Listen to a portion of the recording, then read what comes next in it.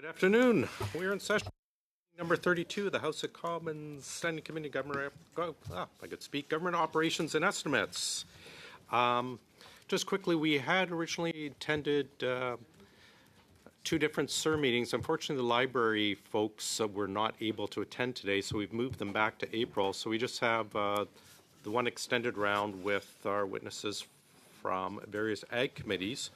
We have the Saskatchewan Association of Rural Municipalities, Sask Wheat Development Commission, Western Canadian Wheat Growers, and the Western Crop Innovations, all virtually. I understand you all have 5-minute opening statements. So we'll start, please, with Mr. Steinley. The floor is yours for 5 minutes. Because we have a lot to get to, I ask that you watch your clock and keep it to 5 minutes to stop me from having to cut you off. And then we do have bells probably around 5-ish. We just have one budget to approve before we rise for that. Mr. Steinley, the floor is yours. Go ahead, please, sir. Okay. Thank you, Mr. Chair and members of the committee, for the opportunity to appear before you today.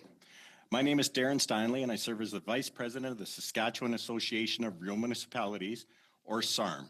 Before I begin, I need to declare I'm first cousin to MP Warren Steinley. However, I'm here solely as a representative of SARM. It is a privilege to share SARM's perspective on the importance of the agriculture research farms at Indian Head and Scott to Canadian agriculture and to rural municipalities and producers who rely on that industry every day. SARM represents 296 rural municipalities in Saskatchewan. Our members are on the front lines of agriculture production, and when we talk about research and innovation, we are not speaking in theoretical terms. We are talking about the tools producers need to seed their crops, manage risk, and keep their operations viable from one season to the next.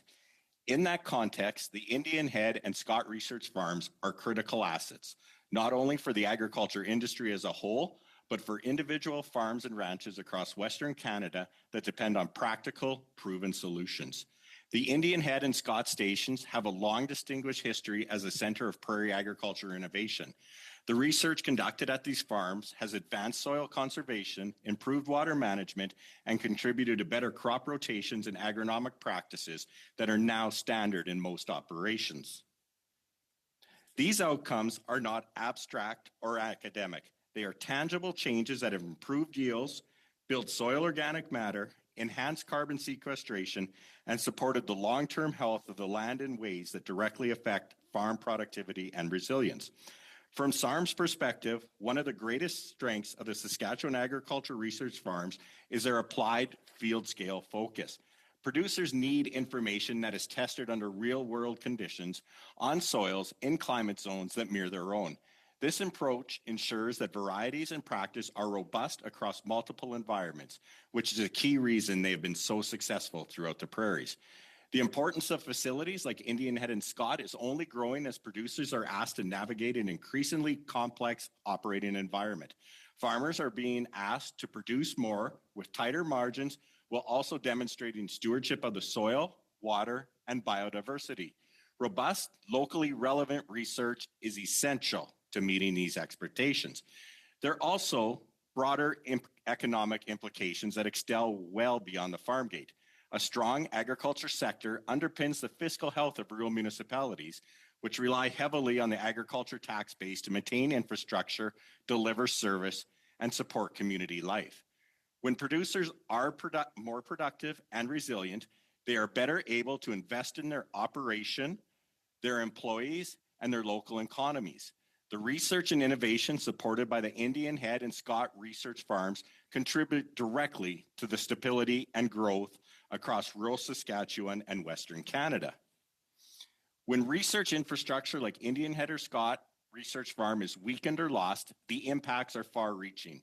It's just not a matter of losing buildings or plots. It means losing accumulated expertise, long-term research projects, and data sets, and the relationship with producers that have been built over many years. Those assets cannot be quickly or easily replaced. Once they are gone, it takes decades to rebuild the capacity. In the meantime, producers and rural communities are left without the support they need to adapt and thrive in a rapidly changing sector. A study on wheat varietal research and development found that for every dollar producers commission and the Western Grain Research Foundation invested in wheat breeding, they received over $30 back in benefits. When public money invested alongside producer dollars, the return on investment increases even further, with billions of benefits flowing from wheat production alone. And Saskatchewan research farms are also advancing other cereals, pulses, and oilseeds. SARM would encourage the committee and the government more broadly to view these research firms not as a cost, but as a strategic asset that delivers returns in the form of productivity, resilience, and innovation across the agriculture sector. Investing in research now truly harvests results for decades to come. We are demanding an immediate pause on the devastating funding decision in order to give all levels of government, producer group, and farmers to discover and implement an equitable solution. In closing, thank you again for inviting SARM to participate in your deliberations. Rural municipalities and the producers they serve are deeply invested in the continued success of the Indian Head and Scott Agriculture Research Farms. We appreciate the committee's attention to this issue, and we stand ready to work with you, with government, and with partners in the research community to ensure these important facilities continue to serve Saskatchewan's agriculture sector for generations to come. I'd be pleased to answer Thanks, any Mr. questions Steinley. you may We're have. past our 5 minutes. Ms. Velistuk, please, for 5.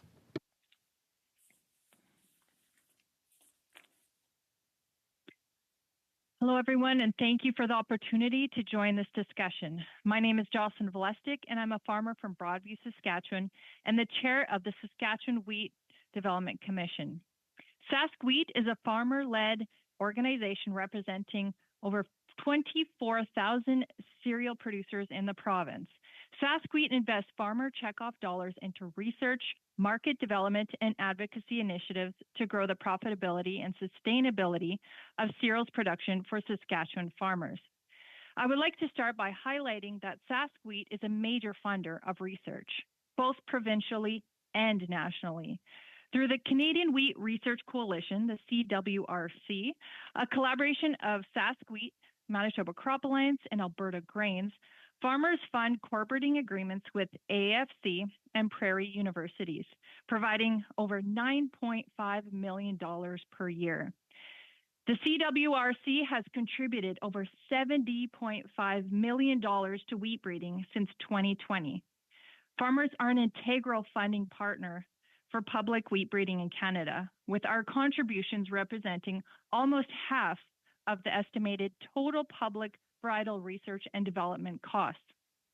The cereals industry in Canada is an $11 billion industry, making a major driver of the Canadian economy. Last year alone, Saskatchewan farmers sold over 14 million tons of wheat and durum. That's over half of the wheat grown in the prairie provinces. Canadian wheat is renowned internationally for its high quality and functionality. I've heard directly from our customers in Cereals Canada new crop missions to Southeast Asia that Canadian Western Red Spring wheat is the best wheat in the world. However, Canadian agriculture's global reputation for quality and the competitiveness of our agricultural commodities depends on a robust research network. It all starts with the seed and growing the best varieties that help us set us up for success on our farms and in the industry. AFC is a key partner for Sask Wheat and Saskatchewan farmers, and we greatly value this partnership and recognize the tremendous value that has been generated for the industry through AFC varieties as well as agronomic research. Sask Wheat is incredibly concerned about AFC's ability to meet their current commitments in the core breeding and research activities following these cuts. While the minister and other officials have noted that there's no reduction in breeding capacity as no breeding scientist positions have been cut, this ignores the fact that the cuts will impact the integrated suite of agronomists, pathologists, and support staff that enable breeding programs to function. While individual breeders may be retained or relocated, the enabling capacity that makes breeding programs work effectively is being dismantled. What truly drives yield improvement is genetics, environment, and management system. The synergies between breeding, agronomy, and pathology working together at strategic sites across diverse ecosystems. The closing of Lacombe, Indian Head, Scott, and Portage la Prairie severely reduces the environmental diversity and testing capacity that validates whether genetic improvements actually deliver values to farmers. While the government has also stated that changes in cuts will not impact sustainable CAP programming, we have been informed that the cuts will directly impact many of the wheat cluster activities, with some being canceled completely. Overall, this loss of knowledge and testing capacity across diverse agroecological zones leaves the wheat breeding system at risk of significant technology gaps in the ability to continue providing elite varieties to farmers. Government needs to work with funding agency partners to address these capacity shortfalls and to limit the potential significant negative impact on producers and the agriculture sector. Sask Wheat and other funding partners with AFC were not consulted prior to the cuts being announced. A thorough review of the research and plant breeding space with stakeholders should have been conducted prior to the cuts being announced to prioritize investment areas and develop other solutions to maintain research capacity. Farmers are now scrambling to save what we can and find a path forward to decrease the risk of research gaps. AFC needs to work with their research partners like Sask Wheat to develop a long-term strategy for AFC research and public breeding programs to keep the pipeline full of new innovations and prevent technology gaps from occurring. Thank you for the opportunity to appear as a witness, and I would be happy to answer any questions. Thanks very much. Mr. Francu, are you taking the 5 minutes, or is it Mr. Pollock? Mr. Chair, I'll be sharing my time with Mr. Pollock, if that's all right. Okay, keep in mind it's 5 minutes only. Please go ahead. Absolutely, we got her. My name is Daryl Francu. I'm the chair of the Western Canadian Wheat Grower Association. I'm a farmer, and I represent producers across Western Canada who are every day working to power the Canadian agriculture economy. Our members are focused on staying competitive globally. That depends on these three things: reliable access to markets, timely access to innovation and technology, and institutions that work effectively on our behalf. At the Wheat Growers, we focus on improving regulatory efficiency, strengthening trade infrastructure, and ensuring our public institutions are delivering results for farmers. We understand the need for fiscal restraint. Farmers manage our costs every day, but we are deeply concerned about how recent decisions, particularly the cuts to AAFC, were implemented and what that means for the future of Canadian agriculture. I will now turn it over to our Executive Director, Darcy Pollock. Thank you, Daryl, and thank you, Mr. Chair and members of the committee. Having deep experience in taking research to commercialization, both through distributing angel funding at AgWest Bio, running North America's largest cereal seed company, AgriPro Seeds, business unit of Syngenta, and a startup where I commercialized AI-based crop insurance products across multiple continents, I'll focus on one central point. Fiscal discipline is necessary, but how cuts are made matters just as much as the cuts themselves. In the case of Ag Canada closures, 8 research sites, 665 positions, there is no evidence of a clear strategy, without meaningful consultation, and without a clear plan for what comes next. And that's our primary concern. Because Canada's already losing ground. Ag productivity has fallen from highs of nearly 3% to down to under 1% and going lower. Public ag R&D spending has declined by roughly 20% since 2013. And now another 15% is anticipated to be taken off while our competitors do the opposite. We also heard directly from affected sites that there is no opportunity to provide input, no transition planning, no clear prioritization of programs before decisions were made. At the same time, we're seeing experienced plant breeders leaving the system entirely, which is an ominous sign for what's to come. And this is happening in a broader environment where execution is already falling short for the ag industry. Regulatory and application timelines remain slow and unpredictable. Significant investments to improve processes have not translated into meaningful outcomes. Modernization efforts that have taken over 5 years have been met with limited results. Canada does not have a knowledge problem. We have an execution problem. So we're cutting innovation capacity while increasing the cost of doing business for farmers. It's not a path to competitiveness.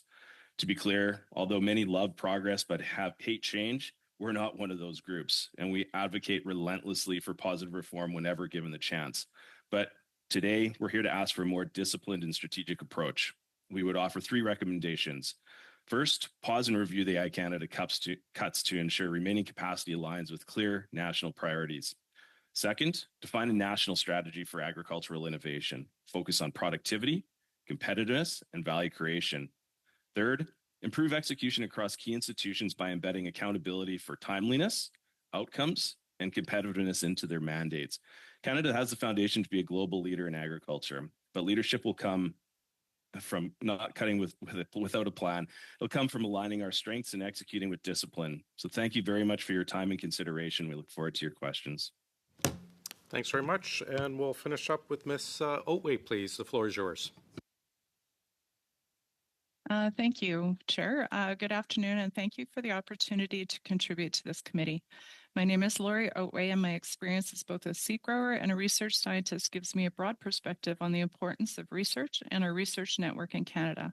As a seed grower and a producer in central Alberta, agriculture research supports and shapes our businesses through the development of better crop varieties, more resilient production systems, and long-term farm profitability.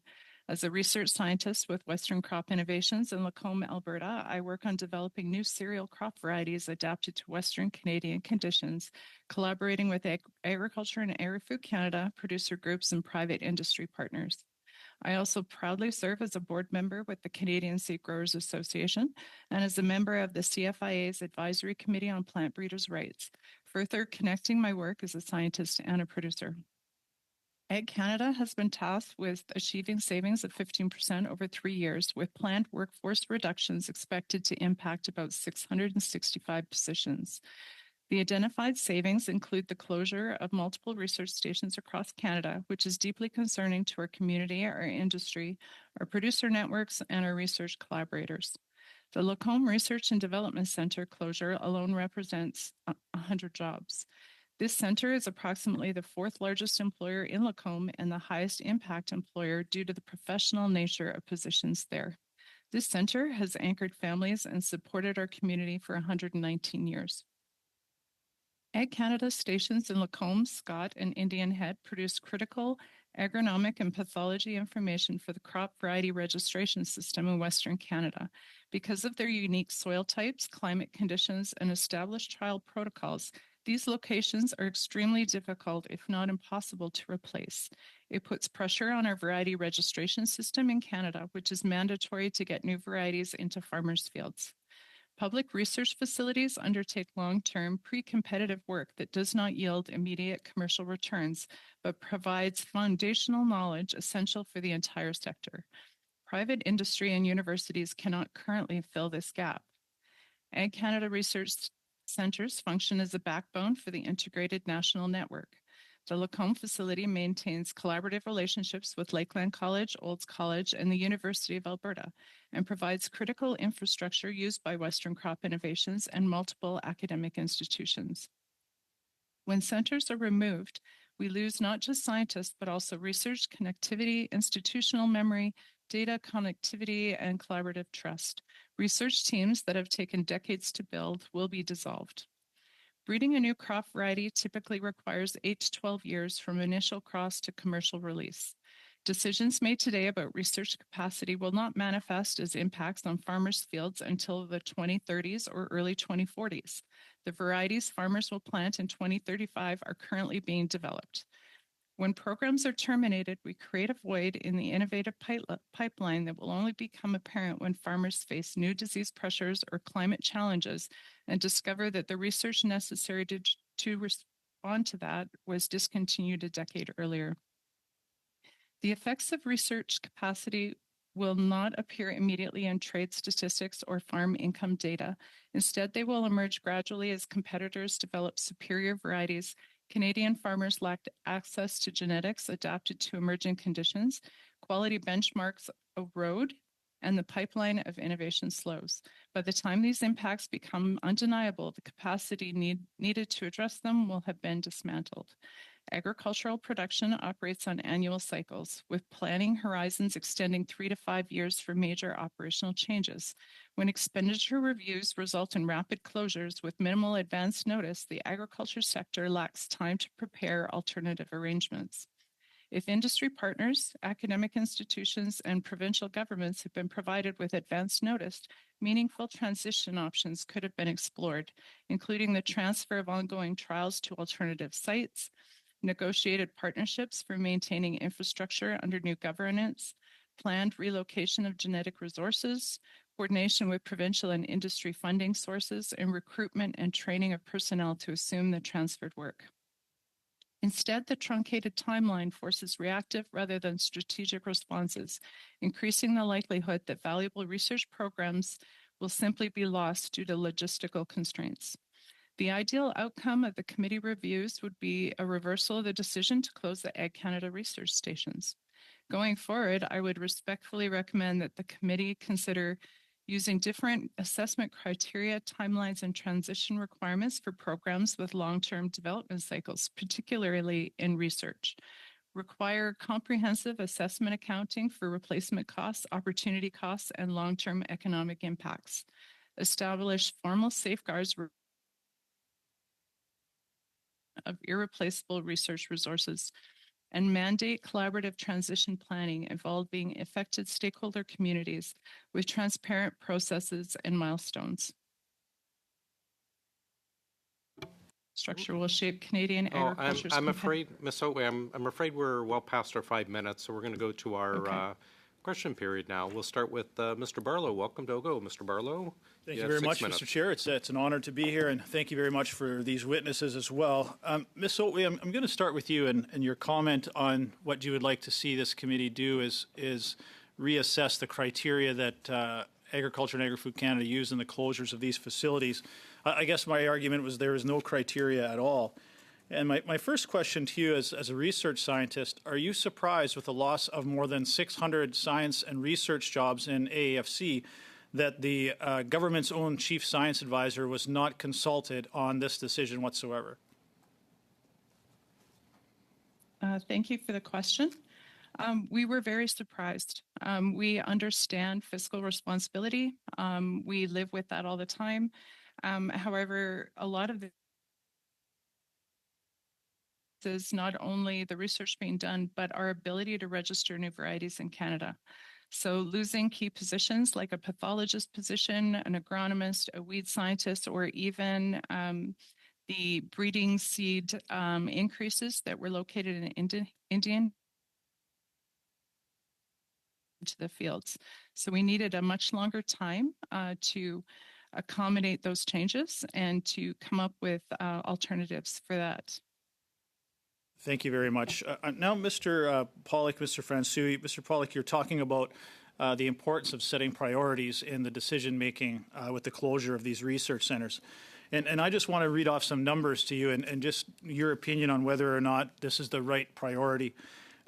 Over the last 5 years, Agriculture and Agri-Food Canada spent more than $16 million on management consulting, $22 million on Beans for Empowerment for women in the Democratic Republic of Congo, $20 million on building equitable climate-resilient African bean and insect sectors, $16.3 million on leveraging equality for gender-just poultry, $10 million on gender-responsive and climate-smart products for the cocoa industry, $8.2 million on gender-just low-carbon rice, and $3 million on scaling up climate information for women farmers in Nicaragua. They lost $8.5 million on a bankrupt cricket farm, $8 million on converting a barn to a storage unit at Rideau Hall. These are just a couple of many different programs that funds went to that could have kept these research centers operating for more than a decade. In your opinion, Mr. Franco or Mr. Pollock, do you feel that these are the right priorities for a government that should be focusing on food security and food affordability?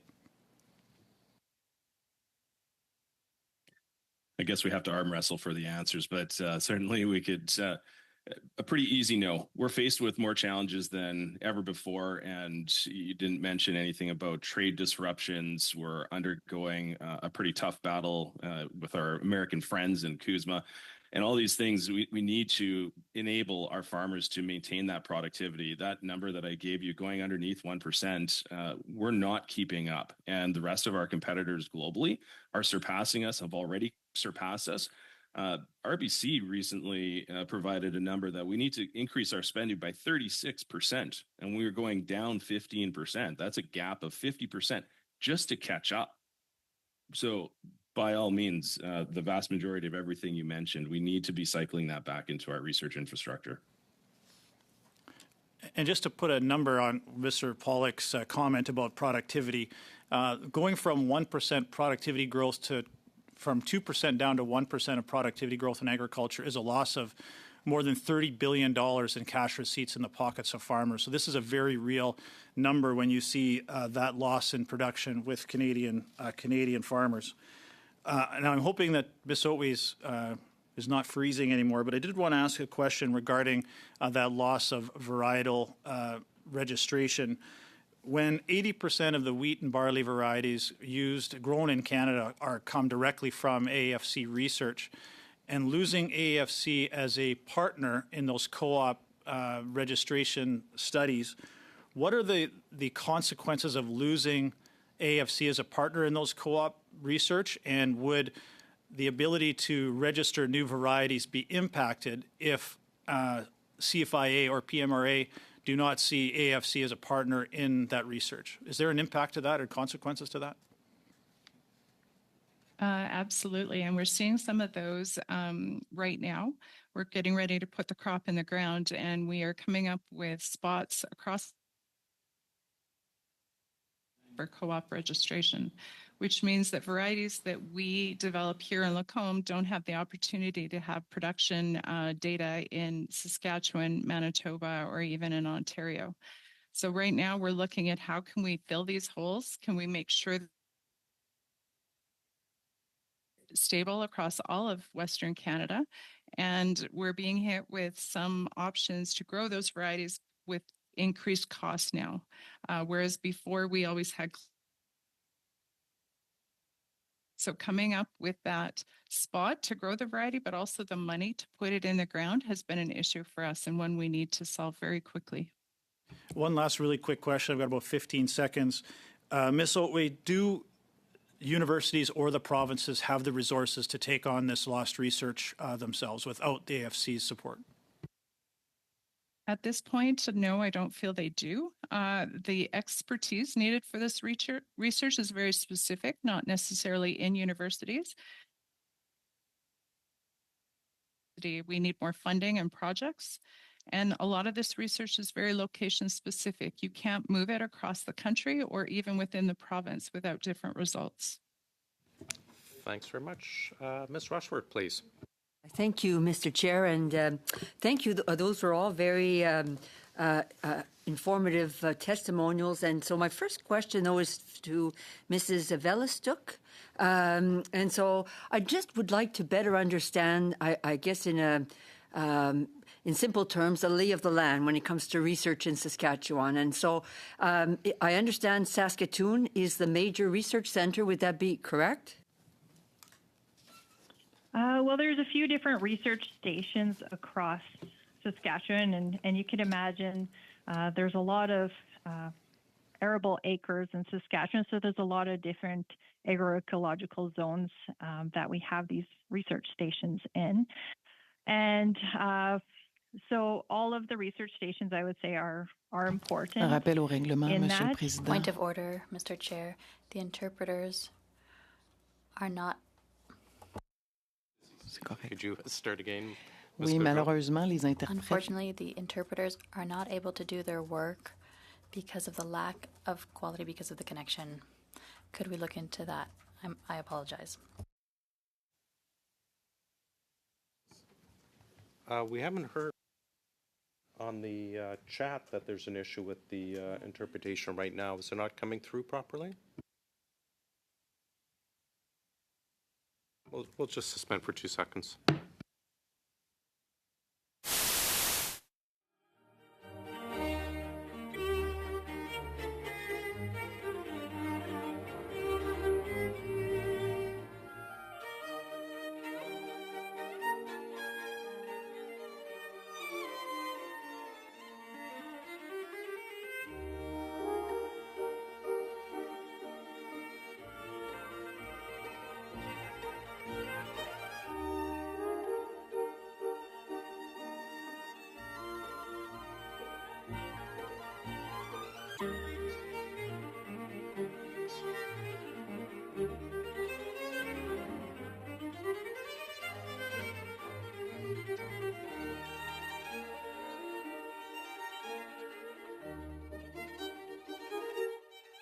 back and Alors, nous, try again with you, but I understand your connection is not the strongest. So we're going to start again, and then if we can't get it clear enough for interpretation, we may have to pass on you and perhaps have you back at a different time. But why don't you start again, Mr. Barlow?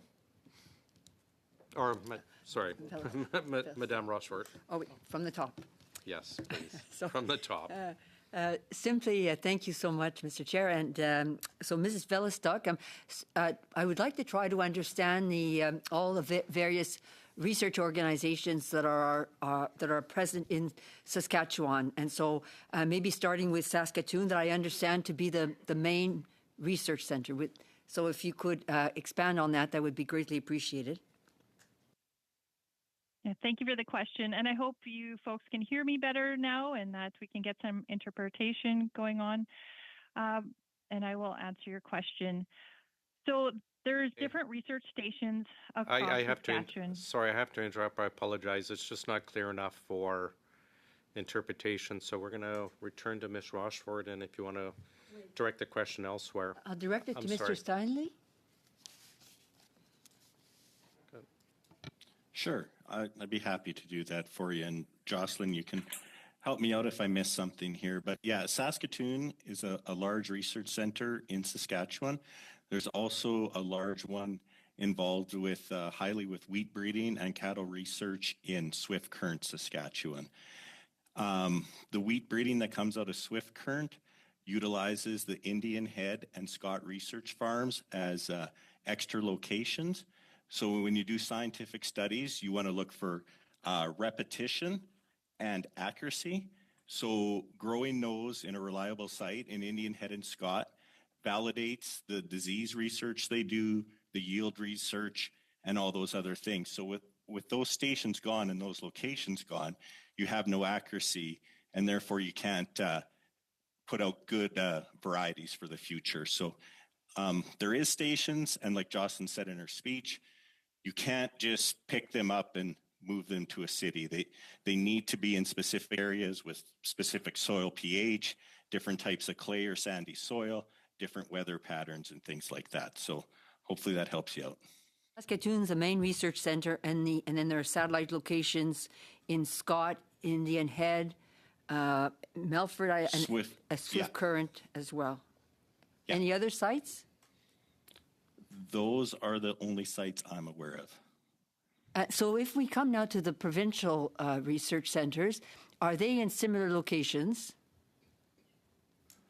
There is, I'm not an expert on this, but there's what they call in Saskatchewan called Agri-ARM. And there's a lot of producer-driven research groups that site at the same location and try and do some cohabiting with the federal stations in order to maximize efficiencies. I just had read online that the provincial network had sites in Indian Head and Scott as well. Would you know if that is correct? Yeah, that would be correct. Yeah, Yes. IHARF is in Scott and Work is in Scott and IHARF is in Indian Head. Just a different angle here. I'm always interested in the rural lens, if it's been applied to some of, as we've examined here, expenditures, if they've been applied. And so actually, it's the librarians that brought up a very good point. They said if agriculture, forestry, fishing, and the hunting industry were all combined, they would probably contribute a very large proportion to the gross domestic product in Saskatchewan.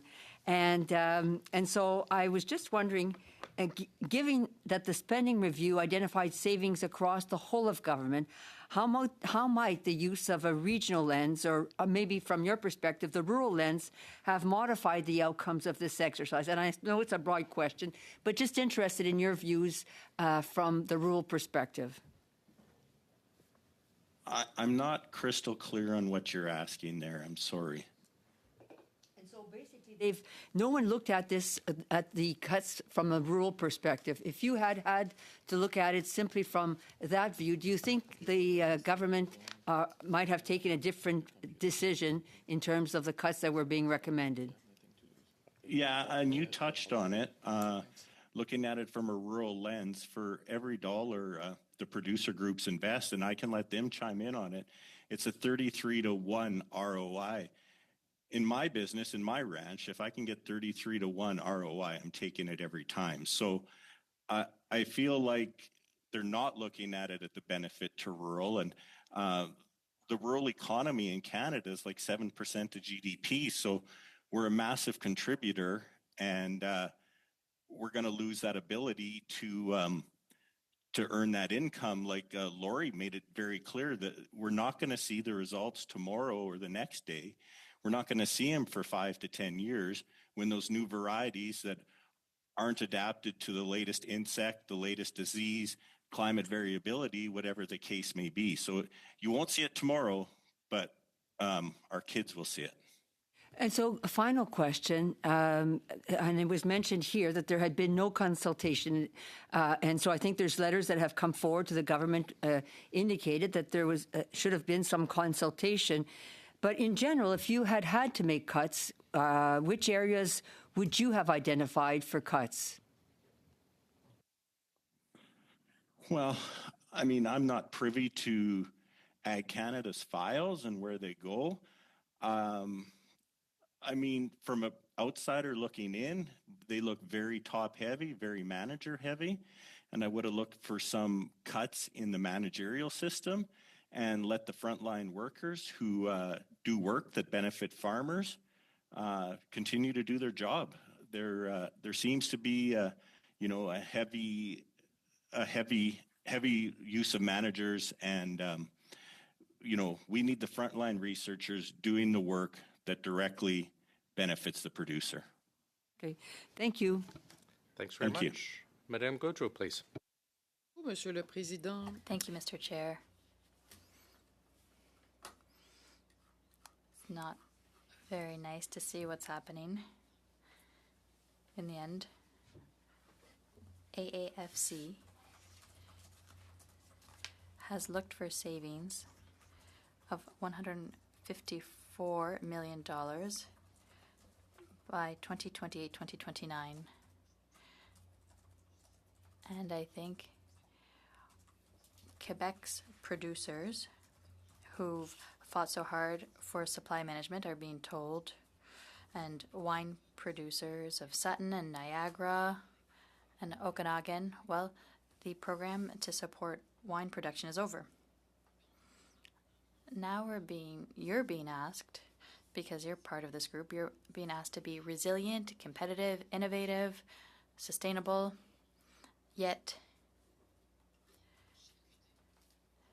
they're cutting into science, which, as you've said, every dollar invested has a return on investment of $30. On the ground, how are you experiencing that? I'd like to hear your perspective.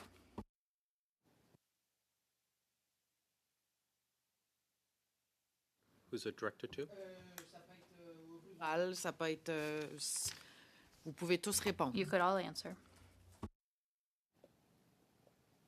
Mr. Steinley, do you want to start, or Ms. Otway? Yeah, I can start. I don't think we're seeing, as a producer, we won't be seeing these effects for some time. I mean, even varieties that have gone through. Monsieur le Président, je n'ai pas l'interprétation. Mr. Chair, I'm not hearing the interpretation. Please go ahead. We'll try again. I think we're back on. Go ahead, Ms. Otway. Okay, thank you very much. I think as producers, we haven't seen the effects of this quite yet. As varieties are released, it does take some time for it to be developed and put out into the marketplace. But key areas like Indian Head that are producing that very valuable seed to go out to producers, with that institution shutting, we will see delays in getting new varieties into the field. As a researcher, we're seeing those effects right now. We have varieties that are going to be registered in Canada, and we struggle to see how we are going to get the disease resistance data that is required to register those varieties, as well as, that stability data as we grow it throughout Canada, because we're noticing now that we have locations that aren't able to be grown with the closures, and we're struggling to find dollars to get those crops in the ground right now on a very short timeline. J'ose, Monsieur le Président, dire Mr. Chair, I dare say, I hope you're all hearing this. The collateral damages are going to come. Before I was an MP, we called out the housing crisis, and then we get to the edge of the cliff. And I dare hope that now what's happening, well, it's not going to go well later. So we need to correct course. I needed to say that, but we can continue with Mr. Steinley. Thank you. One of the things that has recently been done in wheat research, and I might have Jocelyn or Daryl or Darcy help me out with this a bit, but is the recent midge-tolerant varieties. Do any of you want to take a stab as to why that's important for agriculture? I can try, but I'm guessing you guys can do a better job than me. Just in light of Jocelyn's microphone, I'll take a stab and then she can add in and we can verbalize it for her. But we have to go back to 2012. So I mentioned that we've been seeing cuts for over a decade. And so we've already been seeing these effects from a reduction in overall new varieties. And what you mentioned, Warren, is a good example of innovation that we need. So that's an insect tolerant variety that farmers use so we can not only reduce some of our pesticide uses, right? So reduce the overall input costs, but give ourselves a more resilient agriculture. Now, this goes on to being able to broaden our overall ag economy, because when we have less research dollars going in, you have to think of the innovation curve. So we have less new products that farmers can use, that industry can use. And then that also translates, and I appreciate the question because you mentioned the wine industry and you mentioned horticulture. These are directly correlated to the products that we eat. So it's not just a Saskatchewan or a prairies problem. When we think of the diversity that we have in Canada, and we're starting to gut it with a reduction in overall spending in research, this is our overall innovation pipeline. It's been going on for too long as it is. And so if we're only going to exacerbate that, you can only count on less products, less diversity, less resilience, and those are all bad news stories. I hope is that, Warren, what you're after? Oui, je comprends très bien. Je Yes, viens I aussi. understand very well. I also come from the forestry sector. When we say we'll do more with less, it's impossible. I hope we'll correct course because there's what would await us. And when we talk about food sovereignty, food security, these are our basic needs. And we're going to have damage later. Thank you, Mr. Chair. Thank you, Madame Gaudreau. Mr. Patzer, please, for 5. Thank you very much, Mr. Chair, and thanks to all the witnesses for being here. Mr. Steinley, can you just talk a little bit as well about the nature of all the layoffs seem to be from the rural site locations? There doesn't seem to be any layoffs here in Ottawa to the bigger bureaucracy, but it's all to the frontline folks. I'm just wondering if you had a few more thoughts on that. Sure, I'd be happy to do that. Darcy, just so you know, I'm Darren. Warren's kind of my lesser-known cousin, but apparently more famous, so that's okay. That'll just feed his ego a little bit. But anyways, thank you for the question, Mr. Potzer. We've seen this in Saskatchewan, Western Canadian agriculture for the past 30 years. I had a previous career where I worked a little bit with PFRA and AAFC. There was the same level of cutoffs in, I believe it was 89, 88. And they laid off, 20% across the board. But in Western Canada, the 10 years before that, they didn't hire any new people. And in Eastern Canada, in management office policy jobs, they increased their population by 50%. And then you cut, and it's not the same. And this is what we're seeing again in Western Canada. The people that do the relevant research that we need to grow the crops, to feed the world, to sequester carbon, and do all the good things we're supposed to do, the boots on the ground that give us the technology we need to survive, they cut, and they just have more middle management. Yeah, to the Western wheat growers, the consultation piece, I think, is a big part of it. I'm going to read you just a quick quote from the departmental plan, and this came directly from the Ag Minister's mouth. To position the sector to capture these opportunities, we are beginning to lay the groundwork for the next 5-year policy framework set to begin in 2028. Together with governments and industry stakeholders at the table, we'll work to keep our sector on a strong growth curve, feed the world, and build the strongest economy in the G7. I'm hearing from you guys that wasn't actually the case, that there was no consultation. And I've been hearing repeatedly over and over again, there is no plan. And to say that, in 2028, we're going to do something, but here in 2026, 2025, they're doing what they're doing now. So how does that work for you guys in the industry when you see that statement from the minister, but then the action that you're seeing on the ground is completely different? I'll speak to it and then Daryl can add anything in, but numbers don't lie. So productivity is going down, sure, but our competitiveness is also going down. We were also 7th once upon a time for ag output, 5th, now we're 7th, and we're sliding towards 9th. So all of the leading indicators that we currently have are going in the wrong direction, and this has been happening for years now. So how that turns around on a dime, I don't see that happening. And the consultation that should be happening really is around what are going to be the next technologies, how do we get more and better varieties into our hands.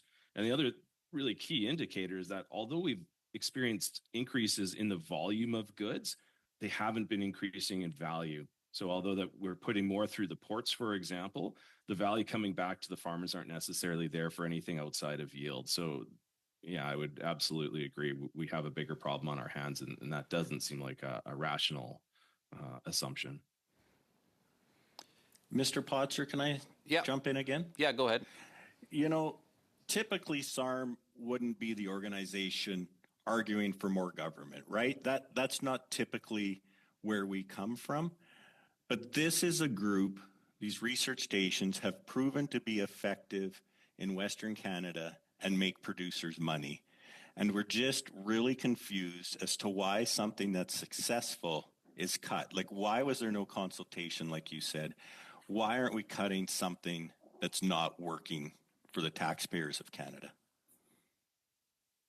Would it be safe to say that the cuts that are happening are going to have a severe impact on frontline delivery? And the reason I'm asking this question is we've heard from many other government departments that they can go through this and there will be no impact to service delivery. But from what I understand, there will be an impact to service delivery for farmers, for producers, and for Canadians across this country, correct? There will be a 100% impact on farmers if this goes through, without a doubt. Thank you. I got about 20 seconds left. Ms. Valestuk, can you just talk quickly about the different soil zones in Saskatchewan? Yeah, can everyone hear me now? I restarted my computer. Hopefully that gets us into the better hearing. Am I good to go? I'll just keep talking. I just wanted to pop in on this question and answer on the wheat aspect. The wheat is at a precipice of, we're at a fine balance where we have to produce quality grain. And as farmers, we know that because that grain is used as an improver wheat for our markets. And we need those markets in order to be able to grow wheat on our farms, and to be able to access those markets, we need the varieties. And we've been delivering that year after year after year. And it's been a really great thing to have in Canada, to have the variety development and the best varieties in the world. But we know as farmers that we cannot lose that. And that's why we cannot see any gaps and risks. And you asked me to speak about the soil zones as well. I apologize for cutting you off after we finally have you back, but we're past our time. But Mr. Patzer will have another opportunity. We're now going Great. to... You can hear me then. Yes, right now we can. Let's hope it stays that way. Ms. Fancy for 5, welcome to OGGO. Floor is yours. Thank you very much, and through you, Chair. I'd like to mention, too, for Ms. Valestuk, anything that you want to say, you can always put into a brief and give that to our clerk. So I feel bad with your questions. You've got lots to say. Yes, thank you today. So in rural communities and coastal communities like mine in Nova Scotia, I'm from South Shore St. Margaret's, where we have quite a bit of agriculture, even though we are coastal. I'm home to Lunenburg County, which is the Christmas tree capital of the world. So right now, in terms of our current geopolitical climate, talks with fertilizer have been key with a lot of the stakeholders in my riding. So I've got a question in regards to that kind of geopolitical atmosphere and potential war within the Persian Gulf. I've got a question I'm going to go with Mr. Stanley, and then we'll try Ms. Velastuk. There's been quite a few observers, and I'm going to quote the International Food Policy Research Institute in regards to fertilizer. They've indicated that as much as 1/3 of the global fertilizer trade could be affected by the Persian Gulf. And I'm wondering, when we're looking at kind of geopolitical atmosphere right now, what your take is on how this is affecting Canada's agriculture sector. Thank you. Well, again, the weak guys can probably talk about that a bit more. I can talk about it from my ranch perspective. Fertilizer, nitrogen fertilizer, is typically about $800 a ton. I put it on at about 200 pounds an acre, and it's gone up to $1,200. So you can imagine the significant cost. So I spin spread. It's going to go from $5,000 to $8,000. It's going to be very pricey. And not only that, the availability is an issue at the moment. So somehow, some way, we need to get fertilizer to Saskatchewan. I'm hearing reports of a farmer at Morse, Saskatchewan, that hadn't pre-ordered their fertilizer, and they've been told by their ag retail they're not going to get any. So yeah, it's important. Absolutely. Thank you very much. My partner's actually a horticulturist himself with a couple of landscape businesses and in fertilizer. I guess that's why I'm talking about it a lot today as well. Ms. Velasuk. Yeah, so my background is soil science and agronomy as well, and I get to use that on our farm. And I also do the financials and budget for our business, because as farms, we are businesses and we have to be able to make money every year. What we're looking at this year is similar prices to probably 3 or 4 years ago for our grain, but the expenses have went up significantly to where the margins are so thin. And I'm looking at break-even yields that we need, and it's more than a good average year. And we never know what the weather is going to throw at us any given year, or what's going to happen geopolitically as well. For me, I pre-ordered my fertilizer, and I'm very thankful for that. And they're saying, make sure you get all your fertilizer home that you can in my region here in Saskatchewan. But that is a concern. And I know as a soil scientist as well that we need balanced fertility to get our crops, to get both yield and quality. We're not going to get there if we don't put the fertilizer in. And that's soil testing, everything. We need to be able to get decent yield with the best quality. And so in order to be able to deliver to our markets, and to make money on our farms, we need that fertility package. And so, yeah, that's kind of out of our hands as farmers. We don't bring the fertilizer here, but we hope that whoever is in power is able to do that. Wonderful. Thank you very much. I'd like to turn now to marketing. I've got 1 minute left. To Mr. Stanley, in regards to some of the stakeholders within your municipalities, I've got a question of the government has increased its support for agri-marketing programs, and I'm wondering if you yourself, as a rancher, or some of your stakeholders throughout the municipalities have accessed programs such as our agri-marketing program, and if so, do you feel that they're effective, and have you or your organization's been using this? Thank you. So I'd have to say no, I'm not, but I am intrigued by them, and I'd certainly like to learn more about them. And not taking a shot, but certainly somebody who's involved in agriculture as I am, and I have not heard about them, is a little disappointing. So maybe we have to do a little bit of work on knowledge transfer to the producer, and I would be happy to access them if that was something I knew about. So, thank you very much. Thanks. We'll go back to Madame Gaudreau for 2.5, please. Bonjour, Monsieur le Président. Thank you, Mr. Chair. It's really interesting to discover once again that science and what we have on our plates is very important. And when I heard the word innovation, adaptability in all sectors, we really need to be concerned. We hear competitiveness, well, that needs innovation. So I'll ask the question, what were you told when it was announced that cuts were made? You know that competitiveness will be affected. So what were you told? What was the reason you were given for these cuts that have been made for some time?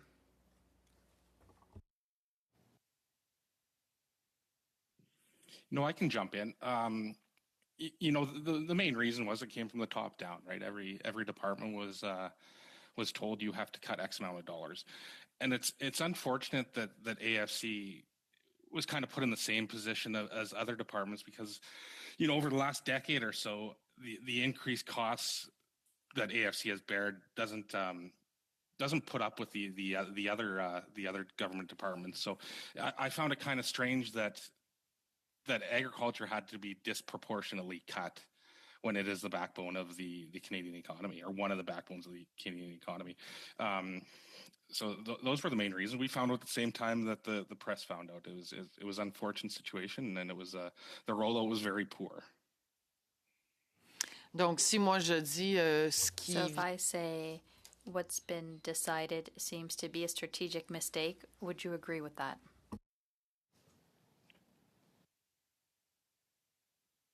Yeah, no, 100%. There was no consultation with sites. There was very little consultation with farmers or farm organizations. There was no transition planning, no prioritization of programs, and in our view, it seems to have disproportionately affected rural Canada, or rural Saskatchewan, or rural Western Canada. Ben, je vous remercie beaucoup, Monsieur le Président. Thank you very much, Mr. Chair. And thank you, Madame Gaudreau. We'll go back to Mr. Barlow, please, for 5. Thank you very much, Chair. And just back to Mr. Francois, as you were answering my colleague's question, you know, over the last decade, the government as a whole has grown by, you know, about 40%. So to ask for a 15% cut across all departments, certainly I can see that. But by contrast, a cut to in Agriculture Canada, AFC, over the last decade, spending has actually gone down.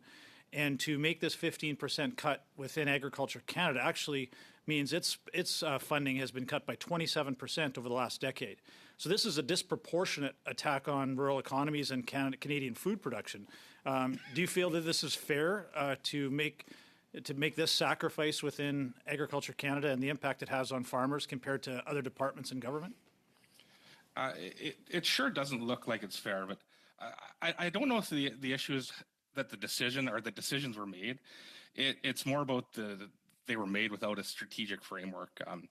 You know, by almost every metric, Canadian agriculture, unfortunately, we are pretty damn good.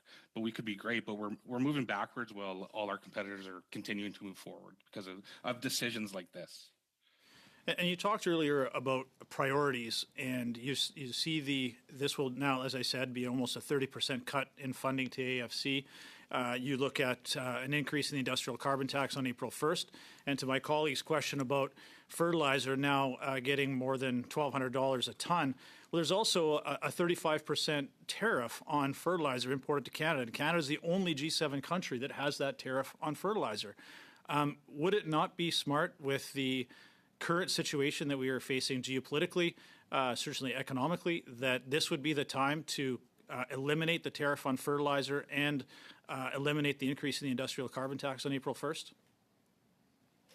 Yeah, absolutely. And, you know, that the tariff on fertilizer, there's also one from Russia that affects mainly Eastern Canadian farmers, and that's something that we'd like to see go. But, you know, there's been delivery failures across the whole system, PMRA backlog spending, little improvement, CFIA modernization over 5 years that has minimal outcome, labor issues that plague us, infrastructure spends that aren't spent where we think it should be spent, geopolitical issues that are costing us money. So just to add one more thing, like these AFC closures onto it, seems like it's just piling on. And I want to read a quote from the Minister of Agriculture. We asked him in the House of Commons about these research center closures, if this was, is there any chance to pause this? And his response I found very interesting. And I quote, "Research and development is becoming less diverse. Public investment in agriculture, which includes research and development, has declined 15%. Private sector down 77%. Industries and industry and enterprises research and development has shrunk by 30%. So it seems like the government's reasoning for cutting the funding to these research centers and closing these research centers is because everyone else is doing it too. To me, that would be counterproductive. This would be the time that you see a gap within the investments within the private sector and in the university sector, that now would be the time for AAFC to step up. Does this seem like an odd message from the agriculture minister as a reason for these research centers being shut down? Do you want to take this one, Darcy? Yeah, I'd actually love to. I mean, yeah, you really start to question where the vision is. And I think we've had a problem with agriculture really not having a vision for what 10 years from now ought to look like, or 20. And through the grain growers and a few other groups that we work with, we've asked the question, what are the new and going to be the big discoveries out west here? We've had the benefit of canola being a huge success story. And you fast forward and we've had some really nice gains in pulse crops, but we sort of aren't really hearing anything for then what's going to be that next thing. And so what you're talking about, MP Barlow, sounds like deferral and giving up, whereas we've got some of the best farmers on the planet that want to see progress, that are here and they make the investments and take the risks every year. But we're not seeing that same commitment from our government. And that's something we'd really like to see turn around. Thanks for that question. Thank you. We've got about 30 seconds left. So I just want to ask a quick question to Ms. Velastuk, since she couldn't answer it in the first round. What is your response to the fact that the government did not put this by the chief science advisor before making this decision, which will cost 600 jobs in research and science? And maybe if you have time, what is the impact of losing that premium market for Canadian farmers if we don't have these research centers? Yeah, thank you again for the question. We have definitely seen highlighted through these closures that there is a lot of producer money put into these public programs. So really we have a public-private partnership there with farmer and government. And we see the increase in need for asking farmers to the table when consulting, or even, making these decisions with farmers together. So when we think about moving forward, and we've been told it's time to move forward, and I've noted that farmers are scrambling. We really want to make sure that we either maintain or grow research capacity. And I want to highlight two incremental gains. These are gains that are had I apologize. every single year. I apologize. I have to interrupt you again. It seems becoming a habit. We're past our time. Members, please allow adequate time for a response, please. But perhaps so we can get back to the next round with Mr. Patzer. Ms. Khalid, floor is yours, please. Thank you very much, Chair, and thank you to the witnesses. I'll just continue on what Ms. Velastuk was talking about in that public-private partnerships. Now, Agriculture Canada is still the largest agricultural researcher in our country, and my thought process behind the shift in investment was more about being efficient and finding ways to build on research as opposed to investing in buildings and brick and mortar. Ms. Velastuk, I know you were talking about that public-private partnership. Can you talk a little bit about the responsibility and the onus on all of the agriculture community coming together to support us, rather than saying, oh, this is just Agriculture Canada's purview? Yeah, and just talking about the bricks and mortar, I mean, we need infrastructure in order to do research. We need people in order to do research. And we need funding to do the research. So I think all of these research stations across the prairies have been integral to making that program successful. And I think, seeing that we grow 80% of wheat varieties from the AFC program in Canada, in Western Canada, that's a success to me, in that we're the best wheat in the world. We have the highest quality grain in the world. in my mind, we need to keep that up. And in order to do that, there is a cost to it, but also return on investment. So when we're looking at how expensive a program is, I think we need to keep it in context as to what is this industry doing for Canada, and what is it doing for the public? Because it's not just a benefit to farmers. An $11 billion industry is a benefit to Canadians, and a 30-to-1 return on investment is a benefit to Canadians. And so I just think we need to keep that in mind. And you know, we are willing partners. Farmers are willing partners, and we want to be heard, but we also want to listen and work together towards, you know, innovation and change. And I think that's important as we move forward. Thank you. I appreciate that. And, you know, I'm really proud to see that Agriculture Canada has a footprint in every single province across our country, given how diverse our agriculture plains are across our country. So it's really good to see that. Just picking up on that innovation piece, I had the privilege of having conversations with some Australian members of parliament talking about how they deal with irrigation in their desert climate, growing cotton, which takes a lot of water. And they, with partnerships with their growers and partnerships with countries like Canada, research and innovation, were able to come up with a system where they're able to completely recycle water and not have to use water in order to grow cotton.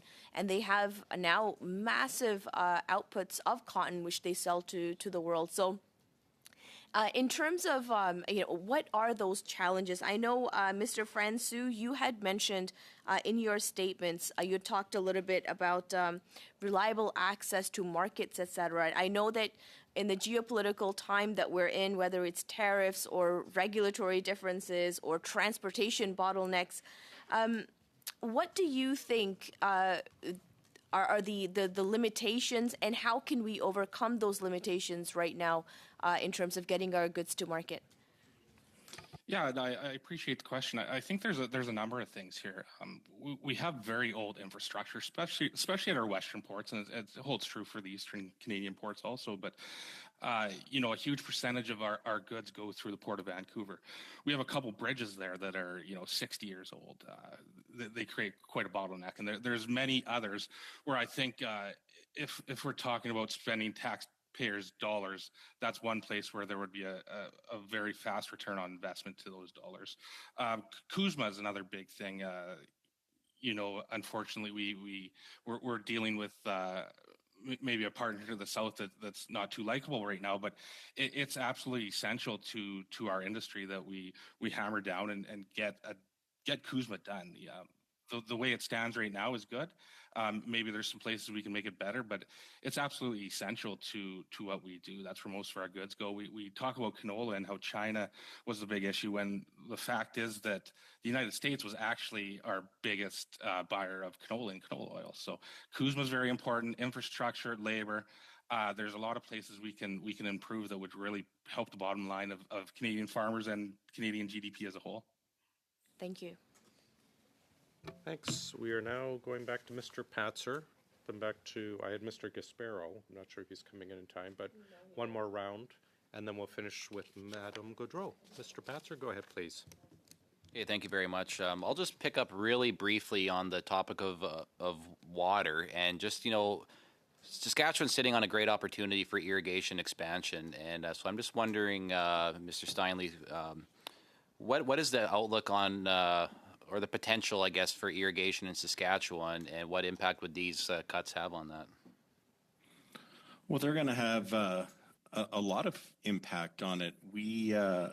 There's a potential to double irrigation acres in Saskatchewan and to grow high-value crops, carrots, beans, peppers, potatoes. And this is national food security for people in our cities.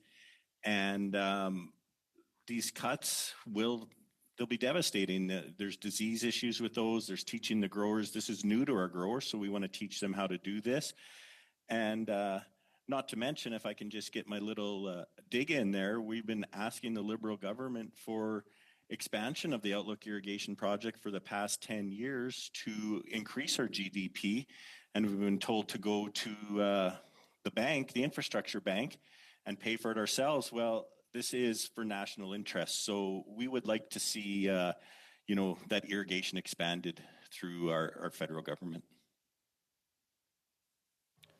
Thank you. And Ms. Valestuk, to you, I've been hearing from a lot of producers about the concerns around the losses for agronomy, and I know you have an agronomy background as well, too. These cuts, what impact does that have on the agronomy side as well, not just only on the scale-up of varieties? Well, at the Indian Head Research Station, for example, there's some long-term rotational studies, and those really help us over time to see what's happening with the soil, what's happening with the maybe disease resistance and whatnot. And also, there's a lot of agronomic trials that are co-funded by farmers. Most of the agronomic trials are co-funded by producers, and so we have a huge stake as to what happens there. I'm only 80 kilometers away. My farm is only 80 kilometers from the Indian Head Research Farm, so I visited there a number of times at their field days and have had the opportunity to talk to the researchers as well as talk to different farmers there and share different knowledge of what the conversation is happening as we hear about the scientific results that they're seeing out there. That, to me, as a farmer and as an agronomist, is really important to continue on. And we need those stations in order for the farmers surrounding it to be able to participate in these events as well.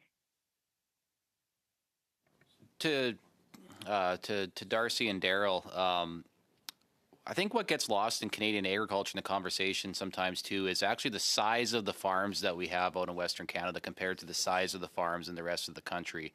And I think the impact of closing down Indian Head and Scott is going to have a major impact on that, but also on the future, on the next generation of producers. We're already seeing a problem with attracting the next generation of farmers.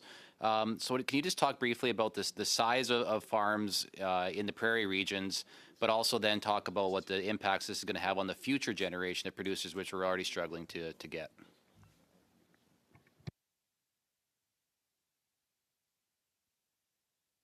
Okay, I thought maybe Daryl would want to tackle it since he's the farmer, although I guess my family does have a 30,000 acre farm. And when we look at sort of the future, and I happen to sponsor the Canadian Outstanding Young Farmers, so we see the diversity of farms across Canada, and there's no doubt that we're in a very different spot. But keep in mind that if you go to Ontario, the land costs are 10x what we've got here out west. So in a way, these cuts, regardless of where you are in the country, I think they're going to have, it might not be the exact same, but they're certainly going to be felt pretty deeply, regardless if you're out west, if you're out east, or in the Maritimes. It's kind of a value proposition lens that you have to look at it through, MP Patzer. So maybe leave it at that. 40 seconds. Okay. Yeah, I mean, yeah, Daryl, do you want to just touch briefly on, like, for the next generation of producer as well too, like what impact that's gonna have? Sure. I guess when we don't spend money on improving things like research or infrastructure, or we ultimately don't fix labor issues or open markets or have issues like that, it affects my bottom line right now, and that just trickles down to the next generation, right? If farming doesn't look to be a good place to choose your career, and the young farmers won't, and they'll find other stuff, and that's a big issue. Yep. Okay. Thank you, Mr. Patzer. Back to you, Ms. Khalid. Thank you very much, Chair. And so I just want to continue in my line of questions with respect to finding efficiencies and building strong foundation for the next generation of farmers here in Canada. We have a University of Toronto, Mississauga in my riding. And some of their research and development is around the impact of climate change on agriculture.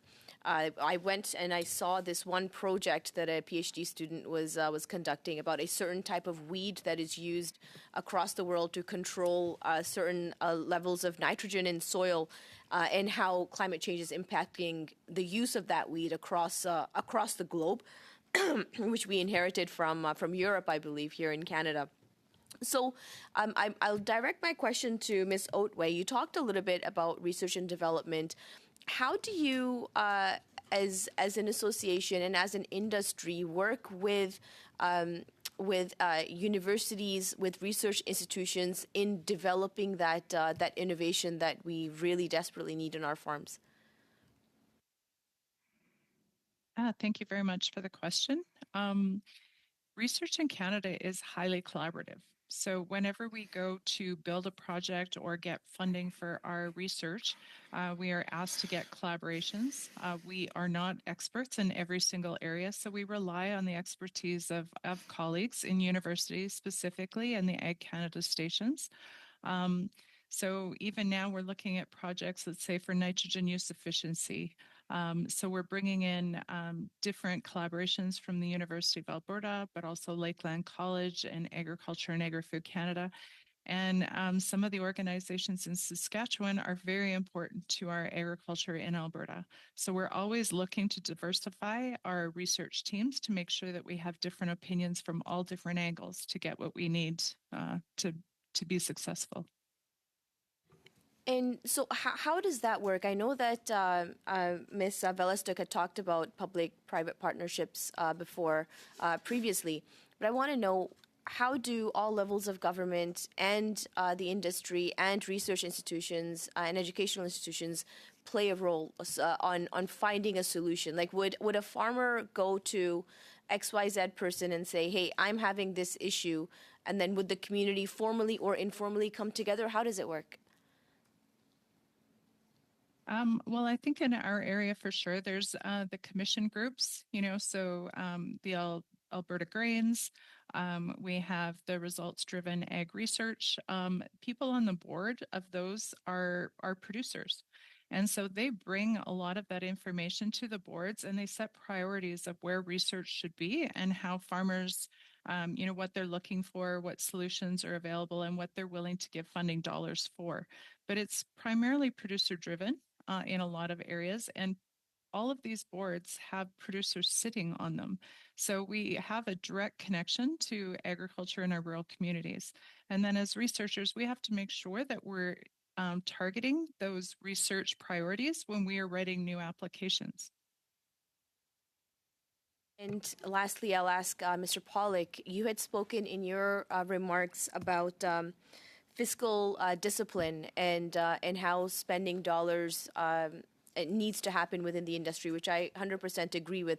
What I'm asking you is, what are the concrete recommendations that you have? How should the government be spending these dollars rather than just throwing money at an issue? Is there ways for us to work together to find those efficiencies that the Prime Minister is looking for, that the Agriculture Minister is looking for, and what are your concrete recommendations on that? Yeah, thanks for the question, Ms. Kalita. I think it's a really great one. One of the things that we haven't had to date is transparency. So in order to be able to make some kind of recommendations or understand what the prioritization is you need information first. Now, not only have we asked for that, there's also been ATIPs that have been filed, and they come back so heavily redacted that you can't figure out what exactly the dollars are being spent on. We don't know what the titles of all the different individuals are that are within the system. And so we have to really start working together. Okay, so we strongly believe in public-private partnerships. There's lots of different ways to go about doing this, but we can't do it if we almost completely lack any information to do so. So that would be the first thing, is kind of open up the book, start understanding what we've got, who's doing the work, where it is, and then we can start taking a look at what the market needs. So, I come from private industry, so it's a market needs assessment. And then we can start discovering, okay, these are going to be the places that Canada can lead, should lead, and we can allocate the research dollars there. And that should end up increasing the GDP. So hopefully that we've got a nice cycle so we can put the money back into the system. Thank you very much. Those are my questions. Thank you. Madame Gaudreau for 2.5, please. Monsieur le Président. At the outset, Mr. Chair, I think it would be very relevant to have producers from Quebec appear as well to discuss the impacts and the issues. So I propose that. Now I see that we're really talking about the comprehensive expenditure review. And Mr. Chair, I'm very concerned. It's a topic we've looked at a number of times. I've been concerned. We're talking about cost reductions, but my main concern, Mr. Chair, is the loss of expertise. And we've been talking about that for a number of weeks. Expertise within the public service. So I need to hear not just unions and the government and academics, but as a parliamentarian, Mr. Chair, I think we really have the duty to do our work and to know where we're headed. There are people who are concerned. We don't want to have another nightmare like ArriveCAN or CureAM, which we have now. So I'm going to table my motion. Since we are on the topic, I think we have time. We could discuss this and debate it so we can move forward. So I have it with me. Intention to move your motion now as a matter of hand motion, the one that came out today? Am I understanding that right? Oui. Okay, please go ahead.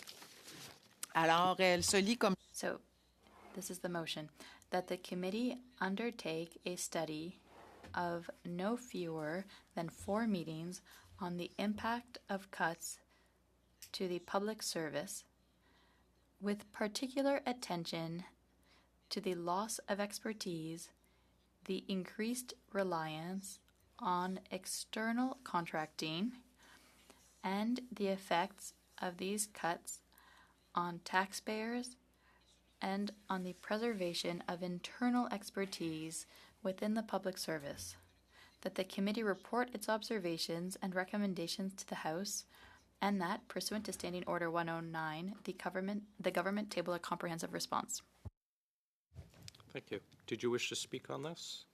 I do consider it in Simplement de order dire, and it je is a verrai matter pas... of hand, so. Oui, ben, j'aimerais entendre mes collègues. I'd like to hear my colleagues, what they think of this. Ms. Khalid. Yeah, thank you very much, Oh, Mr. yeah, Chair. sorry, let me interrupt you. I apologize. We are at the end of our various rounds, so I will dismiss our witnesses. Thank you very much for being with us today, and thank you for your patience as we work through our IT issues.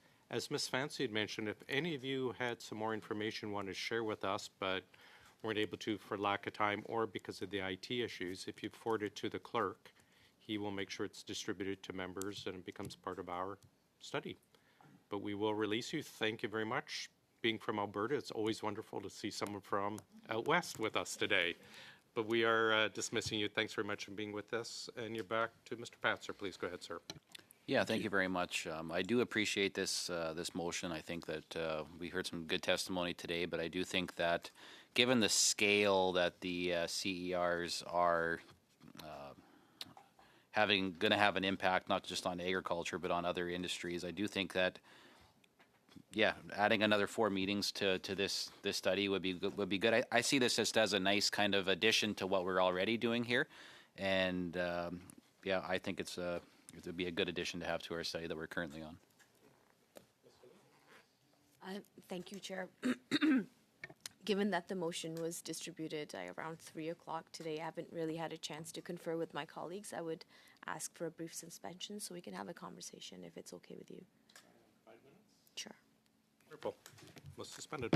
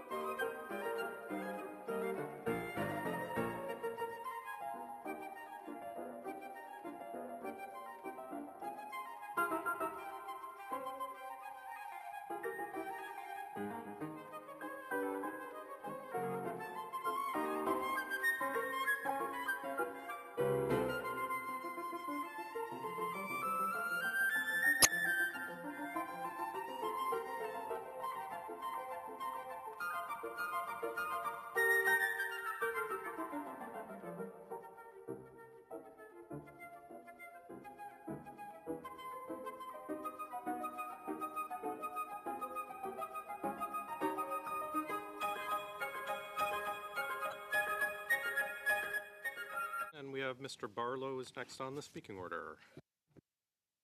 Thank you, Chair. And although I'm not a regular member of this committee, I think the comments raised by my colleague are very apropos. We went through some of this at Agriculture Committee as well. I think it's very important to hear from farmers in Quebec, Nova Scotia, perhaps Alberta, Manitoba. These research closures are happening in just about every single province except for British Columbia. The Napan facility in Nova Scotia is one of the top forage research centers. The one in Quebec City, again, doing incredible work in forage. In fact, out of the 5 research centers that focus on forage, all 5 are being closed. So there's nowhere to transfer this institutional knowledge anywhere else in Canada if they're closing all 5 of them.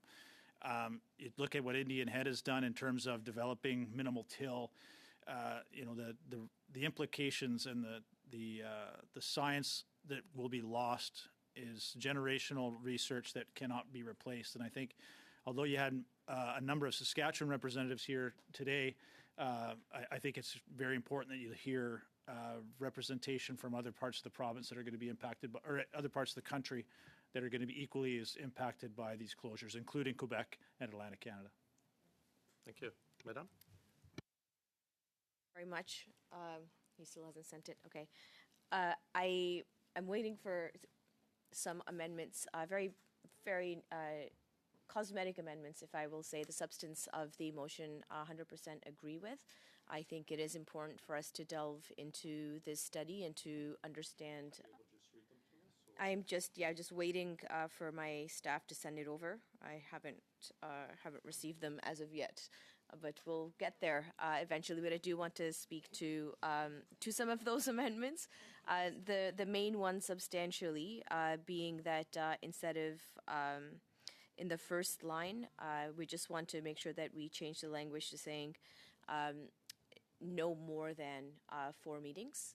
And then there's just some language cleanup within the text. I just received it via email. I'll just forward it to the clerk right now, if that's okay.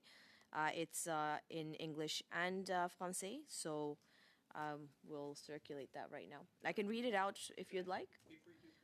I saw there were some chats.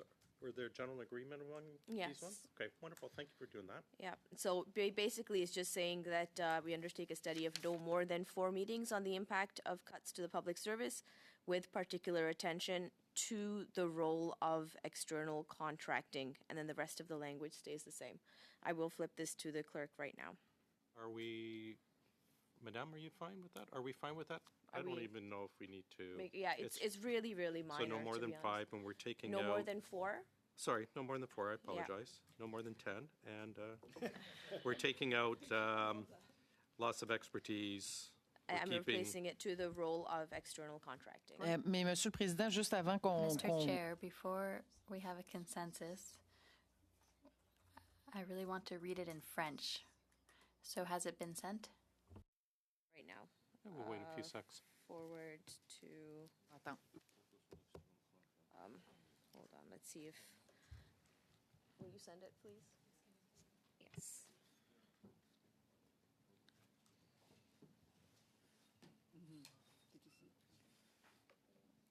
Okay, let me know when you guys receive it, please.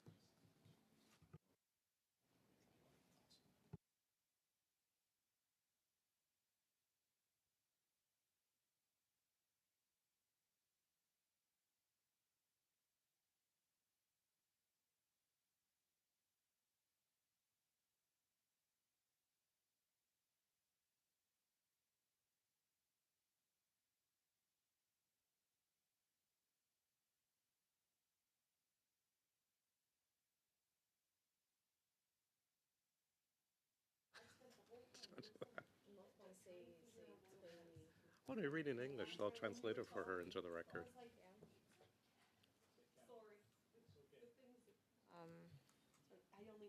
Oh, listen, while we're waiting for that, can we please approve? Sorry, Ms. Fancy, Mr. Barlow, if we have one budget here, if we could approve that while we're waiting. It's just for up to $500 for supplementary Cs. Wonderful. Thank you for approving that. just go over schedule quickly, seeing as we're waiting then. Just let me know when it shows up, if you don't mind. Thursday, we have Treasury Board here for sub-Cs. Yay. Then we're away for 2 weeks. Then we're back on the 14th. You already had this in your schedule. The 16th is open. That's when we're planning to have the library. Folks from the library who are unavailable today will be slotting in on the 16th. Oh, the 21st, sorry. 21st now. I'm proposing, we've got the main estimates have come out, that we, depending on the outcome of this, and there's also another motion I saw, it hasn't been put forward, but on the Buy Canada, but I assume we'll fill in this, and then the main estimates having Public Works, Treasury Board on the main estimates. So we'll probably kind of fill in April and May between this and the main estimates, and we'll kind of go for it from now. But the library is the big one. We'll see them on the 21st. Do you have it? It's been sent from Noela, not from me. Oh, yeah, no, yes. Oh, there we go.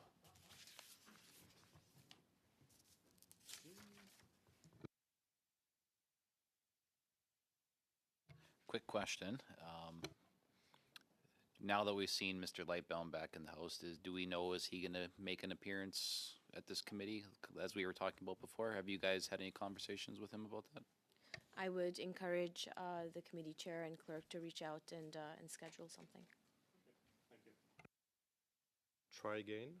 For subs or mains? I missed that. I assume for mains, because the subs we've already. Yeah, we can't connect with the subs. Yeah, but we'll reach out for the mains.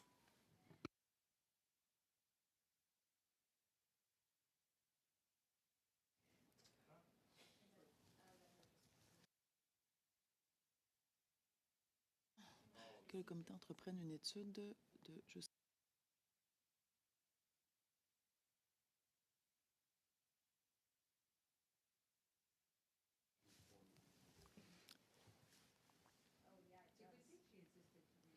So it's less in French and more in English.